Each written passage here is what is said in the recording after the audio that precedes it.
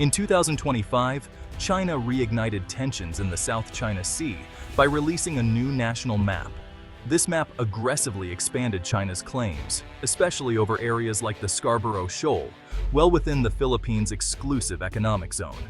By drawing new baselines around the shoal, China sought to create a legal pretext for claiming it as sovereign territory.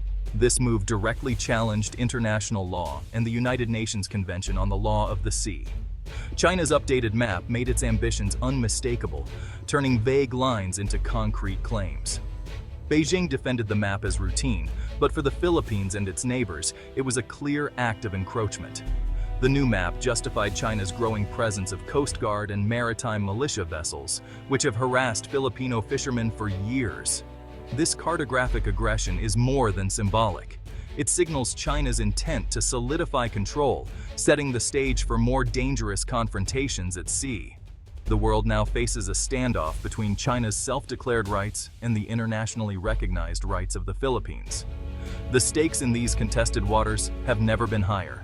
The Philippines responded with immediate and forceful rejection. President Marcos Jr.'s administration issued a public protest, calling China's map illegal and baseless. Manila's new approach is assertive, confronting China's tactics head-on and rallying international support. The government emphasizes that the Scarborough Shoal and other features are vital for the nation's economy and security. Defending these waters has become a matter of national pride and purpose. The risk is real. Standing up to China could provoke economic or military retaliation, but the Philippines has decided that inaction would be a historic failure. Manila is using every diplomatic and legal tool to defend its territory. The message to Beijing and the world is clear: the Philippines will not yield. This sets the stage for a prolonged diplomatic struggle. The world is watching how far Manila will go to defend its rights. Central to the Philippines' case is the 2016 ruling by the Permanent Court of Arbitration in The Hague.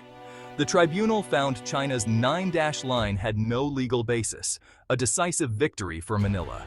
The ruling clarified that the Scarborough Shoal is not an island and lies within the Philippines' exclusive economic zone. This gave the Philippines exclusive rights to resources in the area. Despite the ruling's finality, China rejected it outright and continues to block Filipino access to the shoal.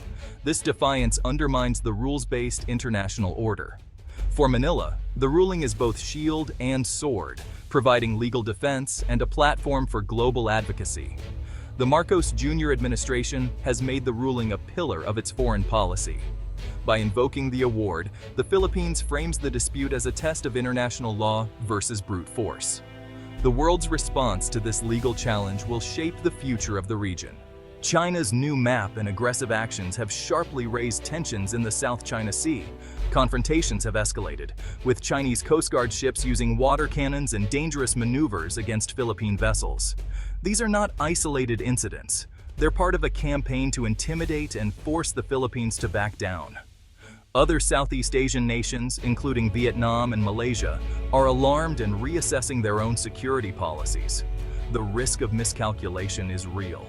A single incident could spiral into wider conflict. The region is now on edge, with mistrust and rivalry replacing hopes for peaceful cooperation. Both sides accuse each other of raising tensions, making de-escalation difficult. The South China Sea has become a gray zone, permanently contested, just below open warfare. The disputes are no longer just about resources. They're a central security challenge for the Indo-Pacific. The world is watching to see if diplomacy can prevent the situation from boiling over. The stakes are regional stability and the future of international law. The next move could change everything. The Philippines is countering China's moves with its own legal measures. Under President Marcos Jr., new laws like the Philippine Maritime Zones Act formally define the country's maritime boundaries. These laws incorporate the 2016 arbitral ruling into national legislation, creating a permanent legal basis for the Philippines' claims. China has condemned these efforts, calling them illegitimate, but Manila is undeterred. This legislative push marks a shift from mere diplomatic protests to robust legal and administrative action. The Philippines is strengthening maritime law enforcement and resource management in its exclusive economic zone. By codifying its claims, Manila demonstrates long-term commitment to defending its sovereignty. These laws also bolster the Philippines' position on the international stage, contrasting China's unilateralism. It's a powerful act of defiance, showing that law, not force, can protect national interests. The Philippines is determined to defend its waters through peaceful, legitimate means. The United States has become a crucial player in the South China Sea dispute. Washington has publicly condemned China's actions and backed the Philippines' right to defend its territory.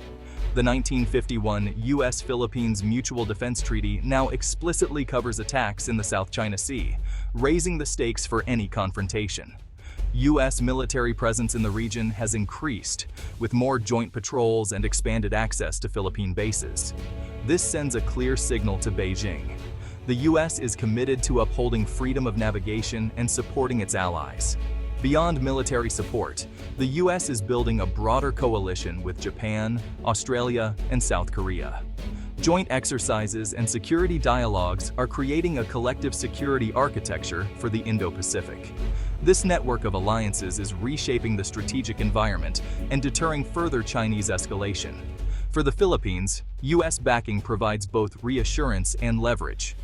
The American presence is fundamentally altering the balance of power in the region. The stakes are high, and the U.S. role is pivotal. The world is watching how this alliance will shape the future of the South China Sea. The next flashpoint could test the strength of these commitments. The Philippines is forging new security partnerships across the region to counter China's assertiveness. Countries from the Western Pacific to the Indian Ocean are strengthening ties with Manila, united by a commitment to a rules-based order. Japan is providing patrol vessels and negotiating deeper defense cooperation. South Korea and India are supplying modern military hardware, helping the Philippines build credible deterrence. Australia has elevated its partnership, conducting joint patrols and training for territorial defense. These alliances enhance interoperability and send a clear message of solidarity. Even countries with complex histories like Japan and South Korea are coordinating more closely in response to shared challenges. This web of partnerships is reshaping Asia's security landscape, creating collective deterrence against unilateral aggression. For the Philippines, these alliances provide diplomatic support, military capacity, and strategic depth. The region is uniting to prevent domination by force. The Philippines is no longer standing alone. It's at the center of a new security network.